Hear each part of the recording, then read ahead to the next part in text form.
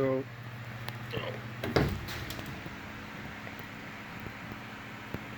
today I had to trim these so they fit nice and level, and so I did that and cut a few more stringers. This one.